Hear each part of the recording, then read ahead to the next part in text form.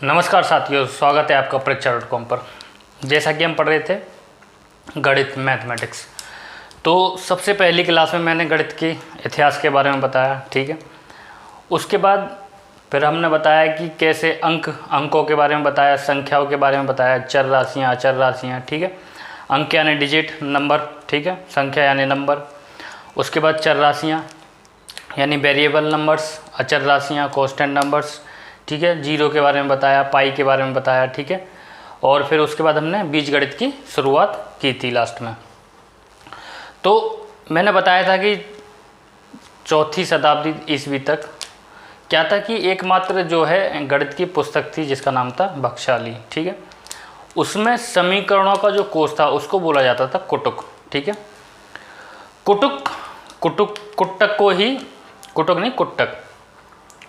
कुटुक को ही जो 628 ईस्वी में हमारे यहाँ के जो गणितज्ञ हुए हिंदुस्तान के, जिनका नाम था ब्रह्मगुप्त, उन्होंने इसका नाम रख दिया कुटक गणित, ठीक है। उसके बाद क्या होता है कि अरबी के एक गणितज्ञ हुए जिनका नाम था अल-ख्वारिज़मी, ठीक है। इन्होंने एक पुस्तक प्रकाशित की अरबी और फारसी भाषा में, ठीक है, जिसका नाम था अलजेब्र व मुकाबला। ये हुई थी 825 ईस्वी में। ये कब हुई थी? 825 ईस्वी में, ठीक है। तो अलजेब्र और प्लस मुकाबला का मतलब क्या? समीकरण ही होता है, ठीक है, या समीकरणों का कोष, ठीक है। उसके बाद जो है 860 में हमारे यहाँ के गणितज्ञ हुए हिंदुस्तान के, जिनका नाम था पृथुदक स्वामी, ठीक है, जिन्होंने इसका नाम क्या रख दिया? बीजगणित, ठीक है। वहीं से ये बीजगणित पढ़ा, फिर आगे ये विकसित होता गया। इसी से क्या कि मैं इसके बाद ही किसका? ज्योमेट्री का और कैलकुलस का विकास हुआ, ठीक है। जैसे जैसे इसकी ज़रूरतें हमें बढ़ती चली गई गणित की, वैसे वैसे इसका विकास होता गया। तो मैंने बताया था अगर हम किसी भी सब्जेक्ट को अगर आप पढ़ रहे हैं तो सब्जेक्ट को पढ़ने से पहले उसकी छोटी छोटी चीज़ों के बारे में पता होना चाहिए, ताकि हमें समझने में कोई दिक्कत ना हो। कभी कभार ऐसा होता है जब आप पढ़ रहे हो या कोई आपको पढ़ा रहा है तो कोई चीज़ आई, कोई शब्द आया, अगर आपको उसके बारे में नहीं पता है तो आपको वो समझ में नहीं आएगा। बहुत से बच्चों में प्रॉब्लम होती है, हेजिटेशन होती है, थोड़ा सा शर्माते हैं, वो नहीं पूछ पाते हैं, ठीक है। लेकिन आजकल तो ऑनलाइन क्लासेस चल गई हैं तो कोई ऐसा प्रॉब्लम वाली बात है ही नहीं। आराम से कमेंट में पूछ लीजिए, कुछ नहीं है तो फेस टू फेस नहीं पूछा जाता है तो कमेंट में पूछ लीजिए, ठीक है। तो बीजगणित की आज हम इसमें शुरुआत ही करेंगे। बिल्कुल कहते हैं ना, बिल्कुल निचले लेवल से लेके चलेंगे, ठीक है। आपको बीजगणित का इस्तेमाल आप किसी भी कंपटीशन का पेपर देंगे तो वहाँ ज़रूर आपको 2, 4, 5 क्वेश्चन ज़रूर आपको बीजगणित में से मिलेंगे, ठीक है। तो इसकी शुरुआत करेंगे हम। मैंने तो बीज का मतलब बताया था आपको, पिछली क्लास में बताया। बीज का मतलब क्या होता है? तत्व, यानी तत्वों का अध्ययन करना, ठीक है। बीजगणित में हम क्या करते हैं? चर तथा अचर राशियों को अध्ययन करते हैं।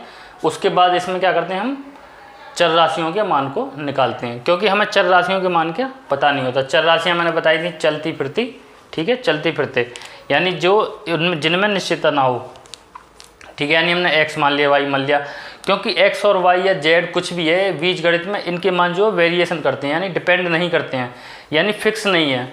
किसी समीकरण में आप देखेंगे तो कुछ आएगा, किसी में कुछ आएगा, ठीक है। तो इसलिए इसको चर बोला गया, यानी चलता फिरता, ठीक है। अचर यानी बिल्कुल कांस्टेंट, यानी जैसे 1, 2, 3, 4, 5 ये कांस्टेंट है, इनको आप बदल नहीं सकते, ठीक है।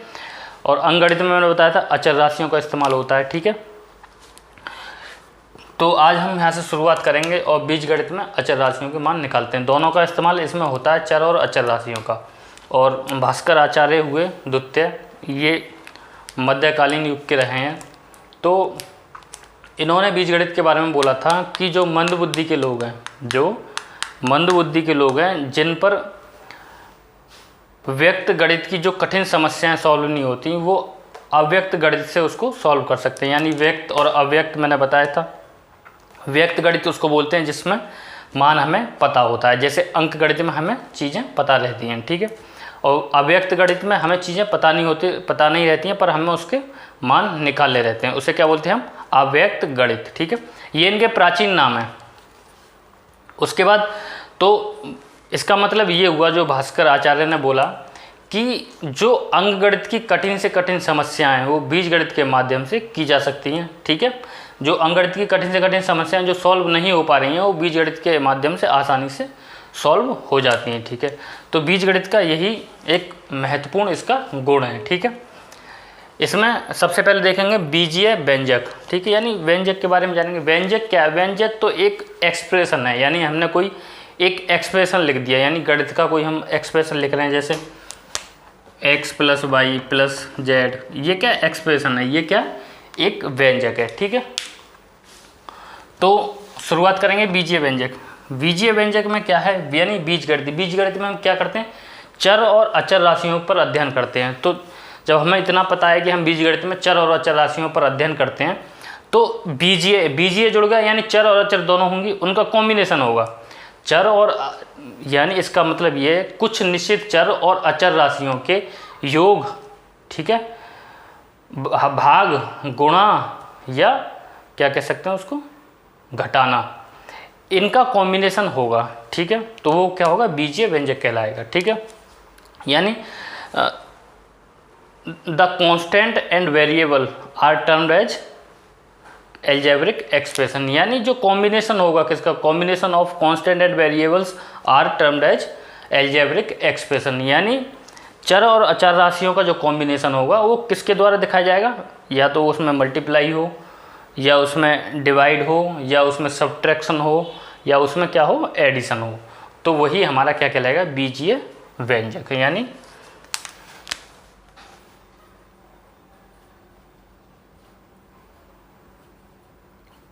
बीजीय व्यंजक। ठीक है, the combination of constant and variables are termed as algebraic expression in the form of addition, subtraction, multiplication and division. ठीक है, तो इसका हम एग्जाम्पल लिखेंगे, बाकी ये थ्योरी तो आप लिख लेना, इतना कुछ नहीं है, केवल आप शब्दों से चीज़ों को ज़्यादा जानने की कोशिश करो ताकि हमें कुछ चीज़ें याद ना करनी पड़े। ठीक है, इसका मतलब यही है कि अगर हम चीज़ों को, इनके जो शब्द लिखे हैं ना, इन शब्दों से ही अगर समझेंगे ना, तो हमें चीज़ों को याद करने की कोई भी ज़रूरत नहीं पड़ेगी। ठीक है, तो बीजीय व्यंजक मैंने बताया, the combination of constant and variables are termed as algebraic expression in the form of addition, subtraction, multiplication, division, कुछ भी कह लीजिए, यानी कुछ चर और अचर राशियों के योग, गुणा, ठीक है, घटाने या भागफल से जो संयोग से जो क्या में समीकरण बनती है उसको हम क्या बोलते हैं, एल्जेब्रिक एक्सप्रेशन। तो एग्जाम्पल में देखेंगे हम मान लेते हैं 2x², ठीक है, 3x + 2, ठीक है, 5x² + 2x + 3, ठीक है, 7x³, ठीक है, ये क्या है, ये सब आपकी क्या है, एल्जेब्रिक एक्सप्रेशन। ठीक है, तो combination of constant and variable in the form of multiplication, addition, ठीक है, और डिवीजन भी कुछ भी कर लीजिए, कोई उससे फ़र्क पड़ेगा नहीं, तो वो क्या है, हमारी बीजीय व्यंजक कहलाती हैं, एल्जेब्रिक एक्सप्रेशन कहलाते हैं। ठीक है, अब उसके बाद देखेंगे बीजीय व्यंजक के भेद, यानी टाइप्स ऑफ एल्जेब्रिक एक्सप्रेशन।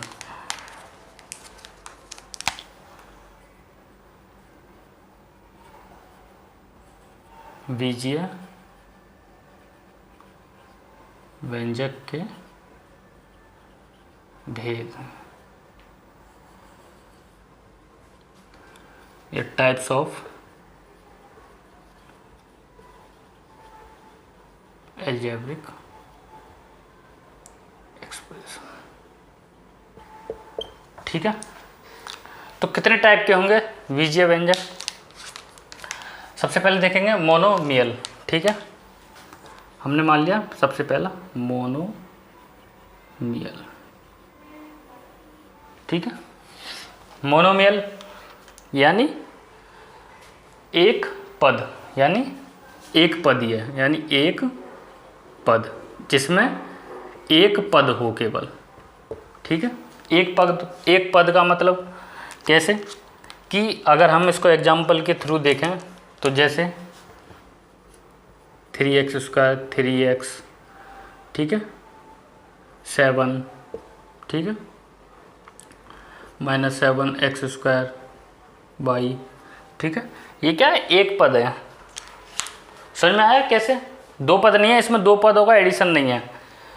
जैसे 3x², 3x7 और -7x², ये क्या एक पद है इसमें, देखो x x x x, ठीक है, ये मल्टीप्लिकेशन है, ठीक है, एक पद है। अभी आप कहेंगे 7 में, तो 7 है, कांस्टेंट है, इसमें पद कहाँ है? एल्जेब्रिक, तो आप कह रहे थे कि एल्जेब्रिक एक्सप्रेशन में तो कांस्टेंट और वेरिएबल्स दोनों होते हैं, तो इसमें दोनों हैं। देखो आप कैसे दोनों, अगर आप 7 को लिखेंगे 7 × x की पावर 0, x की पावर 0 की वैल्यू क्या होती है, 1 ही तो होती है, तो 7 × 1 7, तो ये क्या एल्जेब्रिक एक्सप्रेशन में ही आता है, ठीक है। उसके बाद देखेंगे हम दूसरा y, ठीक है, x² + 7x, ये क्या है, सब द्विपद है, यानी देखो इनमें दो दो पद है, तो ये क्या कहलाएंगे, द्विपद यानी बाइनोमियल, ठीक है। इसमें क्या है, दो पद हैं। अब इसमें कांस्टेंट और वेरिएबल्स दोनों हैं, देखो इसमें कांस्टेंट क्या है 1, वेरिएबल क्या है x, इसमें कांस्टेंट क्या है 5, वेरिएबल चर अचर राशि दोनों है इसमें, देखो अचर 1 है, चर x है, इसमें अचर 5 है और चर क्या है x की पावर 0। समझ में आया?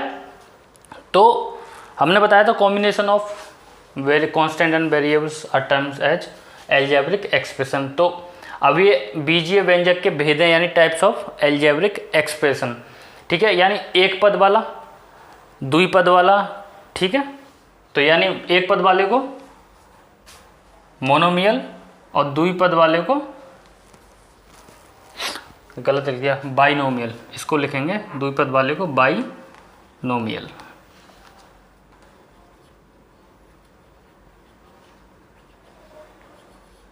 बाई से दो, ठीक है, बाइनोमियल माने द्विपद, ठीक है। अब तीसरा ट्राइनोमियल,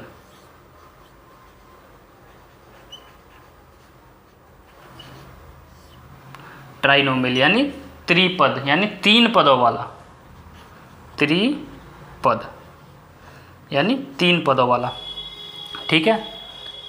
तीन पदों वाला कौन सा होगा, जैसे x² + 5x + 6, ठीक है, ये त्रिपद हो गया, x + 5y + 6, ये तीन पद हो गया, ये हो गया त्रिपद एक्सप्रेशन। बीजीय व्यंजक के टाइप हैं ये, ठीक है। उसके बाद क्या आता है, बहुपद।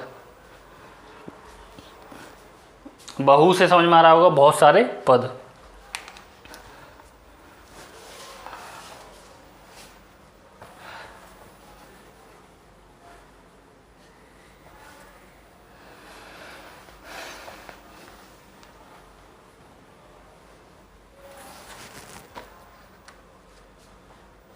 उसके बाद देखेंगे बहुपद, या इसको बोलते हैं पॉलीनोमियल, ठीक है। अगर आप इसको समझ गए तो कोई आपको प्रॉब्लम नहीं होगी, ठीक है, बीजगणित में। पॉलीनोमियल यानी बहुपद, यानी पद हैं बहु यानी बहुत सारे, ठीक है।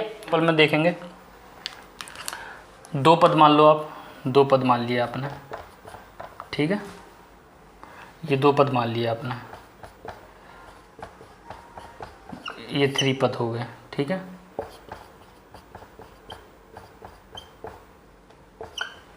ठीक है, ये भी त्रिपद हो गया, हमने इसको मान लिया, ये भी क्या हमारा पॉलीनोमियल, ठीक है।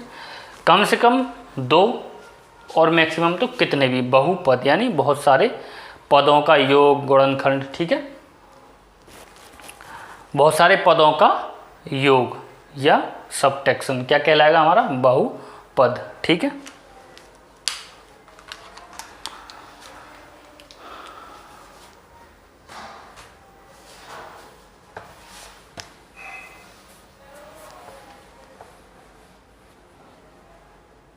अच्छा, एक चीज़ आपको इसमें मोनोमियल यानी एक पद, द्विपद, त्रिपद, इनमें ऐड वगैरह सब्ट्रैक्शन वगैरह आपको करने आते हैं कि नहीं, वो चलो मैं आपको बता देता हूँ एक थोड़ा सा। जैसे हम एडिशन देखेंगे, किन किनों में देखेंगे, पहला मान लिया मोनोमियल में, बायोनोमियल में, ठीक है, ट्रायनोमियल में, यानी त्रिपद, ये हो गया त्रिपद यानी 3 पदों वाला, द्विपद यानी 2 पदों वाला, एक पद यानी एक पदी या एक पद, ठीक है, कुछ भी कह लो इसको। तो हम इसमें एडिशन कैसे करेंगे, जैसे एक पद वाला है 5x + 5x, ठीक है, 7x² + 7 + 5x², ठीक है। उसके बाद बाइनोमियल यानी द्विपद वाला,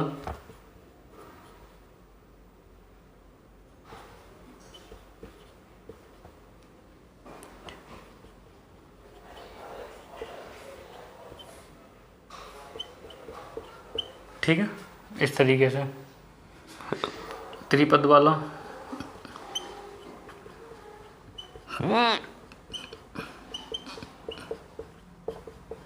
ठीक है, ये है।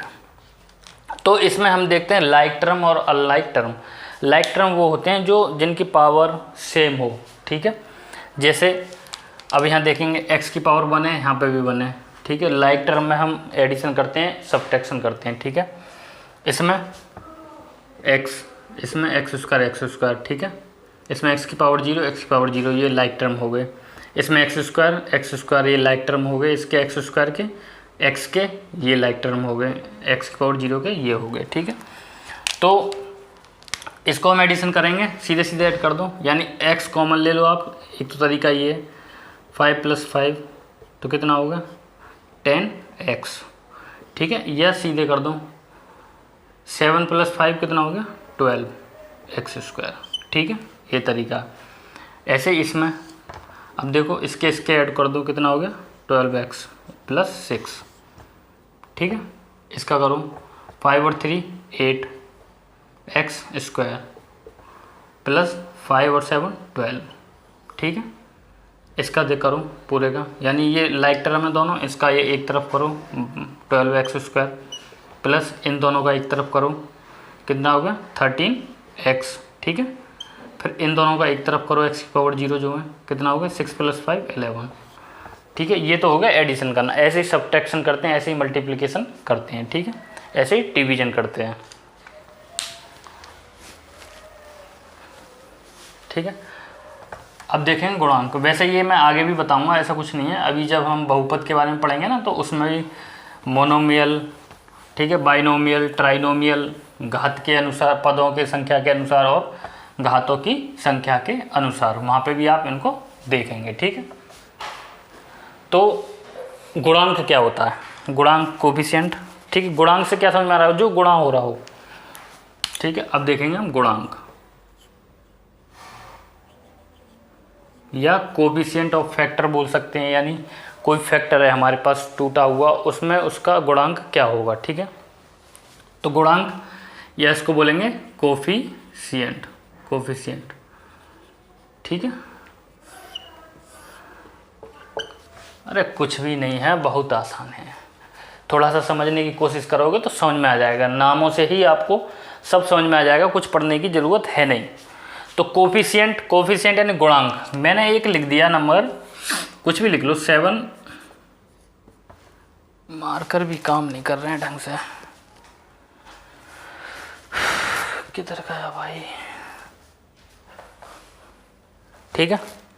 तो चलो हम ब्लैक सी करते हैं, एक देखते हैं, 7 - का x² y और z, ये है हमारे पास, ठीक है। अब इसमें हमारे पास चर राशियाँ कौन कौन सी हैं, x y z, ठीक है। ये एक फैक्टर है। अब ये इसको कहाँ तक तोड़ोगे, कैसे तोड़ सकते हो इसको, अगर आप करोगे इसके गुणनखंड रूप में इसको लिखोगे तो इसको थोड़ा सा तोड़ के लिख सकते हो, 7x - 7x x × x × y × z, इससे ज़्यादा ये नहीं लिखा जाएगा, ठीक है। अब कोफिशिएंट इसमें क्या देखें हम, इसमें हमारे पास क्या है, चर राशियाँ कौन कौन सी हैं, चर राशियाँ कौन कौन सी हैं इसमें, चर राशियाँ या वेरिएबल नंबर्स, ठीक है, या वेरिएबल नंबर्स, ठीक है। वेरिएबल नंबर्स कौन कौन से हैं इसमें, x हुआ, y और z, ठीक है। अब इसी के तो हमारे पास कोफिशिएंट हैं, इसी के तो फैक्टर हैं ये, तो कोफिशिएंट x का कोफिशिएंट क्या होगा, ठीक है, x का कोफिशिएंट क्या होगा, या x का क्या होगा, x का कोफिशिएंट या x का गुणांक, ठीक है। क्या होगा, एक x को हटा दो, बाकी सब जितना हो एज इट इज लिख दो, क्या होगा -7xyz, ठीक है। अब मैं बोल दूं एक्स स्क्वायर का कोफिशिएंट क्या होगा,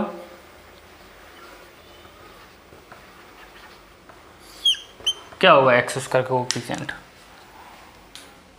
इन दोनों को हटा दो, अब इसको पूरा लिख दो, कितना हो गया -7yz, ठीक है। ऐसे ही y का कोफिशिएंट पूछ ले कोई, क्या होगा y का, -7x²z, ठीक है। z का पूछ ले, क्या होगा -7x²y, ठीक है। तो कोफिशिएंट के बारे में उम्मीद करता हूँ आपको समझ में आ गया होगा, ठीक है। तो आगे चलते हैं।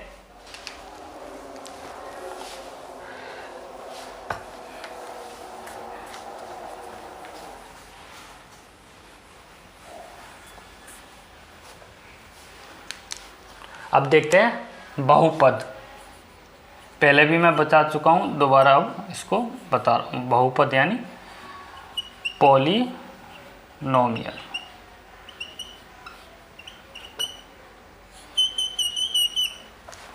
जैसे हमने लिखा 6x³ 7x + 3x² + 6, ठीक है।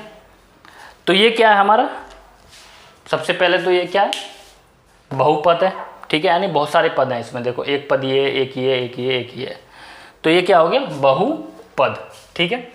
बहुपद के बारे में समझ में आ गया होगा। अब इसी में अब देखो बहुपद का मानक रूप यानी स्टैंडर्ड फॉर्म क्या होती है, स्टैंडर्ड फॉर्म इसकी, स्टैंडर्ड फॉर्म होती क्या है इसकी, स्टैंडर्ड फॉर्म क्या है, या तो नीचे से ऊपर की तरफ ले जाओ या ऊपर से नीचे की तरफ, या तो असेंडिंग ऑर्डर में लिख दो या डिसेंडिंग ऑर्डर में लिख दो, वही क्या कहलाएगी इसकी मानक रूप यानी स्टैंडर्ड फॉर्म, स्टैंडर्ड फॉर्म, ठीक है। कैसे लिखेंगे हम इसको, लिखते हैं दो तरीके से लिख सकते हैं इसको,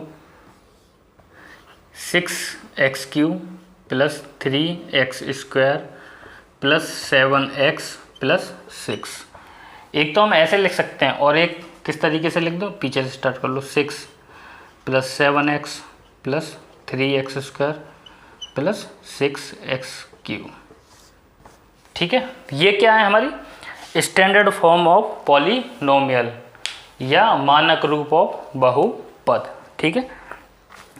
इतना समझ में आ गया होगा। उसके बाद चलते हैं बहुपद का घात यानी डिग्री ऑफ पॉलिनोमियल। तो डिग्री ऑफ पॉलिनोमियल, डिग्री माने क्या होता है, पावर। भाई हम टेम्परेचर को बोलते हैं ना इतने डिग्री सेल्सियस है, यानी जब टेम्परेचर बढ़ जाता है, भाई हम अगर देखेंगे, अगर एक दिन के टेम्परेचर की बात करें, एक दिन में जो टेम्परेचर वेरी करता है कितना, 21 से लेके 40 तक या 45 तक गर्मियों में अक्सर कर कट जाता है, रात और दिन के में इतना हो जाता है। तो जब हम क्या बोलते हैं, हम ये थोड़ी बोलते हैं भाई आज का टेम्परेचर 21 रहा है, हम ये बोलते हैं ना आज कितनी गर्मी है, आज का टेम्परेचर बहुत रहा है, कितना 45, यानी हम किसको काउंट करते हैं, जो सबसे ज़्यादा यानी सबसे बड़ी पावर को, यानी सबसे ज़्यादा उसको हम काउंट करते हैं, ठीक है। ऐसे ही इसमें होता है, ये भी नॉर्मल लाइफ में भी यूज होती हैं, तो इसलिए इसमें भी इसी तरीके से हम करते हैं। तो बहुपद का घात,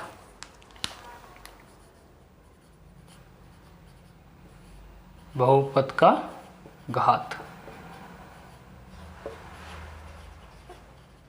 डिग्री ऑफ पॉलिनोमियल, ठीक है। डिग्री ऑफ पॉलिनोमियल हम लिख देते हैं 3x⁴ + 7x³ + 6x + 7, ठीक है। ये हमारे पास एक पॉलिनोमियल है, यानी बहुपद है, यानी बहुत सारे पदों वाला एक बहुपद है। इसमें हमें बतानी है डिग्री ऑफ पॉलिनोमियल, इसकी घात, यानी इसमें सबसे ज़्यादा देखो किसकी घात है, किस पद की। भाई एक पद ये x की पावर 4, एक ये, एक ये, एक ये, ठीक है। तो सबसे ज़्यादा घात किसकी है, पावर किसकी है, 4 की। तो डिग्री हमारी क्या हुई, डिग्री ऑफ पॉलिनोमियल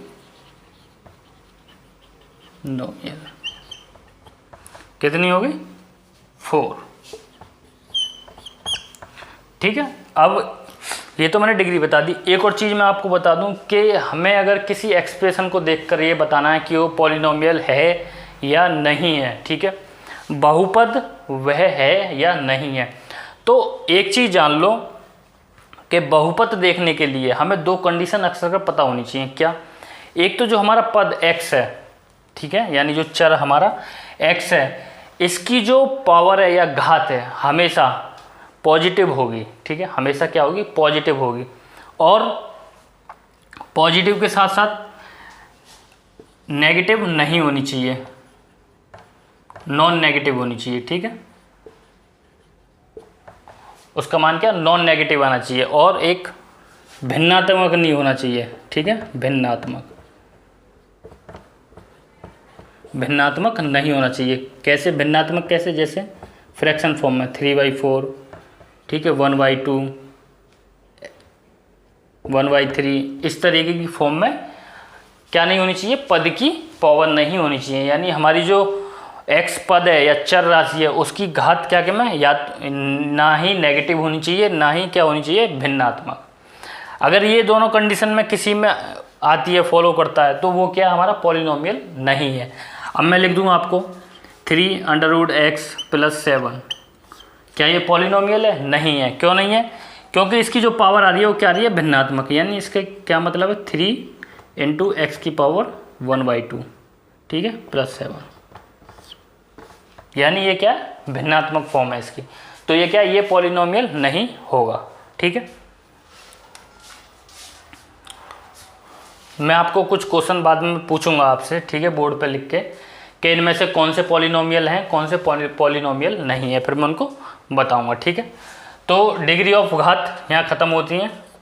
उसके बाद बहुपदों के प्रकार,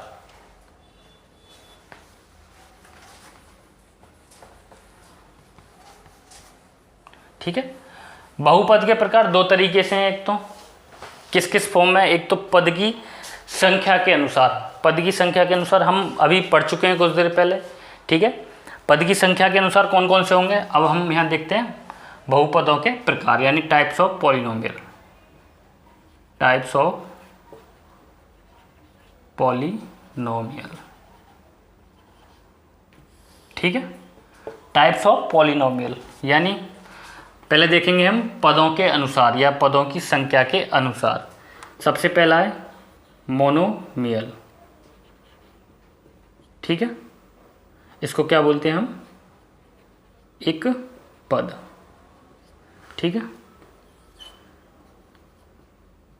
बाइनोमियल, द्विपद,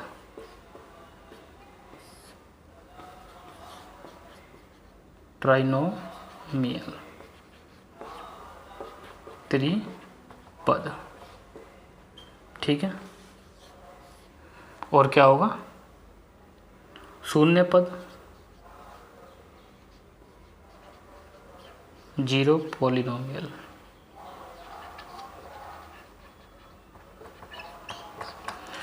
क्या होगा, जीरो पॉलिनोमियल, ठीक है। तो अब आपको समझ में आ गया होगा, यानी पद एक हो, दो हो, तीन हो, चार हो, कितने भी हो, वो आखिरकार क्या कहलाएगा, बहुपद, ठीक है, क्योंकि ये क्या है, उसी के प्रकार हैं, ठीक है। तो बहुपद में इस पर पहले देखेंगे मोनोमियल, यानी एक पद वाला, मैंने बताया जैसे 3x² 7x + 5 प्लस का 5, इस तरीके से ये क्या है, एक पद, यानी मोनोमियल। द्विपद माने 3x + 5, 4x + 7, 3x² + 5, ये क्या है, बाइनोमियल, यानी द्विपद उसके बाद त्रिपद यानी 3 पदों वाले, ये क्या हो गए त्रिपद, ये क्या हो गए त्रिपद, ठीक है। शून्य पद यानी कुछ नहीं है, शून्य माने शून्य, यानी शून्य पद यानी कुछ है ही नहीं, पद ही नहीं है कोई, तो इसको क्या बोल दिया हमने शून्य पद, यानी पदों के अनुसार, पदों की संख्या के अनुसार कितनी उसमें पद हैं ये देखेंगे हम, उससे ही पता चल जाएगा। इस तरीके से लिखा होगा तो क्या ये एक पद ही हो गया, यानी इसमें पद देखेंगे x की पावर 0 भी है ना, तो ये एक पद है, ठीक है। इसमें x की पावर 1 x की पावर 0 2 पद हैं, तो ये द्विपद हो गया, ये भी द्विपद, ये भी द्विपद, ठीक है। ये त्रिपद, ये त्रिपद, ठीक है। ये शून्य पद यानी कुछ नहीं है, शून्य। यहाँ तक समझ में आ गया होगा, ठीक है। उसके बाद हम देखते हैं घातों के अनुसार, ठीक है। डिग्री मैंने बताया आपको, डिग्री मैंने बताई थी आपको,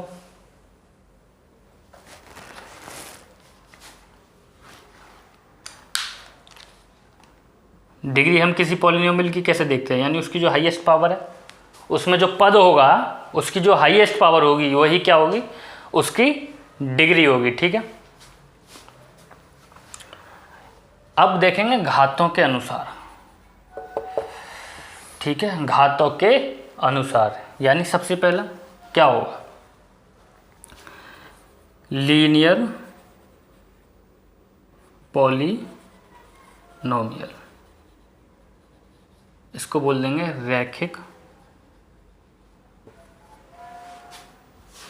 रैखिक बहुपद, ठीक है। लीनियर पॉलिनोमियल, ठीक है। यानी इसकी जो स्टैंडर्ड फॉर्म होगी वो क्या होगी, ax प्लस सी, ax प्लस बी, ठीक है। इसमें सबसे बड़ी बात, a हमारा क्या है 0 के बराबर नहीं होगा। क्यों नहीं होगा, अगर 0 के बराबर हो गया तो हमारी वो लीनियर पॉलिनोमियल तो बची ही नहीं। क्यों भाई, अगर 0 को हमारी a की वैल्यू 0 हो गई यहाँ, तो ये क्या हो गया 0 हो गया ना, यहाँ 0 प्लस बी। कहाँ है, इसमें एक भी पद है, इसमें एक घात वाला भी पद है, एक घात सिंगल पावर वाला भी कोई पद है नहीं है, तो ठीक है। तो ये क्या होगा हमारे, इसकी स्टैंडर्ड फॉर्म है, ठीक है, क्योंकि हम घातों के अनुसार देख रहे हैं, ठीक है। घातों के अनुसार देख रहे हैं, यानी घात उसकी क्या होनी चाहिए 1, यानी पावर क्या होनी चाहिए 1। x की पावर 0 इसमें मान्य नहीं होगा क्योंकि इसकी पावर क्या है 0 है, ठीक है। यहाँ जैसे हम कहते हैं x की पावर 0 है ये, तो x की पावर यहाँ क्या है 0 है, ठीक है। तो क्या होगा इसकी standard form ax plus B, यानी a 0 नहीं होगा, ठीक है। उसके बाद क्वाड्रेटिक पॉलिनोमियल, क्वाड्रेटिक पॉलिनोमियल यानी द्विघात, यानी 2 घात वाला बहुपद। क्वाड्रेटिक पॉलिनोमियल माने द्विघात वाला बहुपद, ठीक है। इसको कैसे देखेंगे, इसकी स्टैंडर्ड फॉर्म क्या होगी, ax square plus bx plus c, ठीक है। इसमें क्या होगा, a भी इसमें 0 नहीं होगा, क्योंकि a 0 कर दिया तो क्या रह जाएगा, x की पावर 1 रह जाएगी, तो ये तो फिर वही रह जाएगा क्या, लीनियर पॉलिनोमियल बन जाएगा, ठीक है। तो ये समझ में आ रहा होगा मैं जो बता रहा हूँ, a इक्वल टू नॉट 0, यानी a 0 के बराबर नहीं होगा। क्यों नहीं होगा, क्योंकि a 0 के बराबर कर दिया तो यहाँ 0 हो जाएगा, तो फिर ये क्या बन जाएगी, ये लीनियर पॉलिनोमियल बन जाएगी, ठीक है। उसके बाद cubic polynomial, cubic polynomial, cubic से मतलब समझ में आ रहा होगा, त्रिघात बहुपद, यानी 3 घातों वाला बहुपद, ठीक है। इसकी standard form ax cube plus bx square plus cx plus d, इसमें भी क्या होगा, a 0 के बराबर नहीं होगी। अगर a 0 हो गया इसमें से फिर से, तो क्या होगा, ये फिर से क्या बन जाएगी, क्वाड्रेटिक इक्वेशन, ठीक है।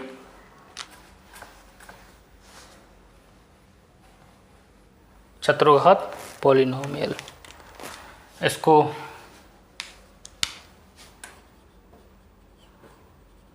चतुर्घात बहुपद या बाई क्वाड्रेटिक पॉलिनोमियल,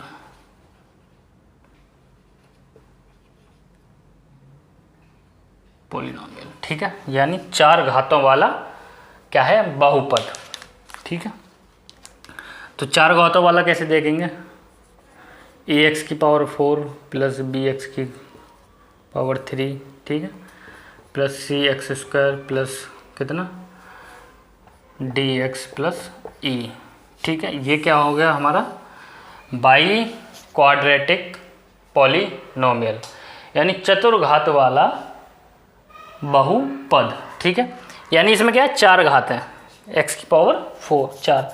अगर आप इसमें भी वही कंडीशन होगी, a 0 के बराबर नहीं होगा, यानी a 0 के बराबर अगर हो जाता है तो क्या होगा, a यहाँ 0 रखेंगे तो ये 0, ये क्या बन गई, क्या बन, त्रिघातीय पॉलिनोमियल या त्रिघातीय बहुपद, ठीक है।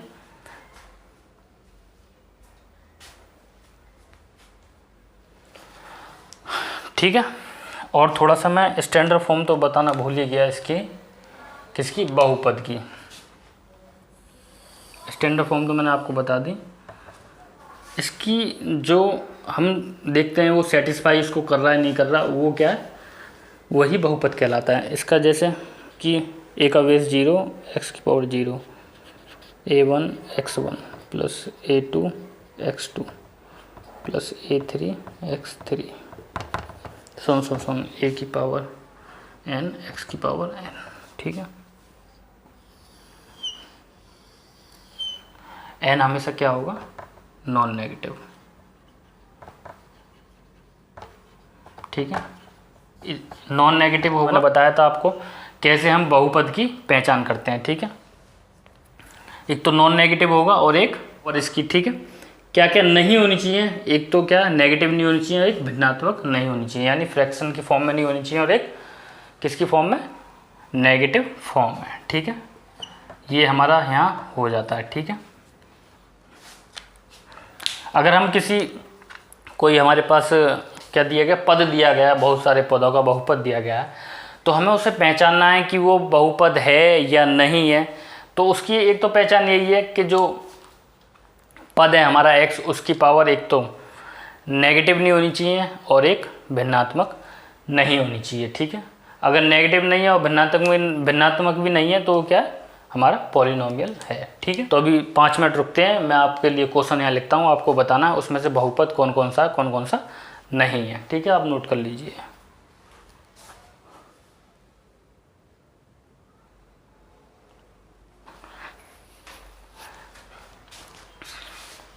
तो ठीक है, ये मैंने कुछ 5 क्वेश्चन लिखे हैं, इसमें से हमें बताना कौन कौन सा बहुपद है, कौन कौन सा बहुपद नहीं है, ठीक है। इसमें से हमें बहुपद के बारे में बताना है, ठीक है। पहले में देखिए 4x square minus 3x plus 2 क्या बहुपद है। देखो एक तो इसमें x जो पद है इसकी पावर एक तो नेगेटिव नहीं है, एक भिन्नात्मक नहीं है, तो ये सेटिस्फाई कर रहा है। तो क्या है ये बहुपद है, ठीक है। ये हमारा क्या है, बहुपद है,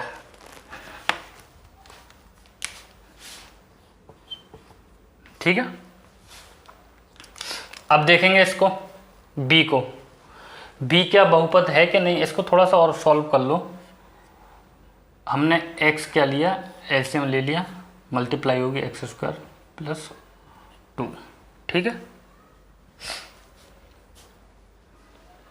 तो क्या ये हमारा बहुपद है कि नहीं है, इसको देखो, ये देखो हमने क्या किया, इसको इस फॉर्म में लिख दिया। इस फॉर्म में लिखने के बाद ये देखो, ये क्या हमारा एक बहुपद है और ये भी क्या हमारा एक बहुपद है, ठीक है। तो ये क्या बहुपद है हमारा, ठीक है।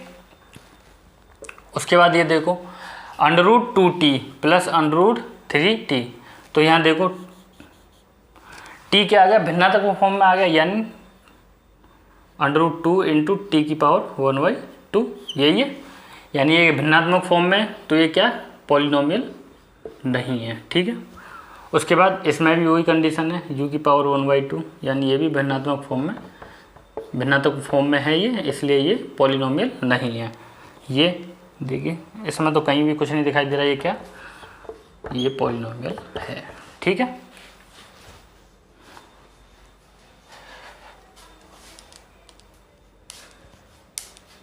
तो आज की क्लास बस इतना ही, आगे फिर हम क्वेश्चनों पे बात करेंगे इसमें। ठीक है, एलसीएम एचसीएफ निकालना सीखेंगे इसमें ही बीजगणित में। ठीक है,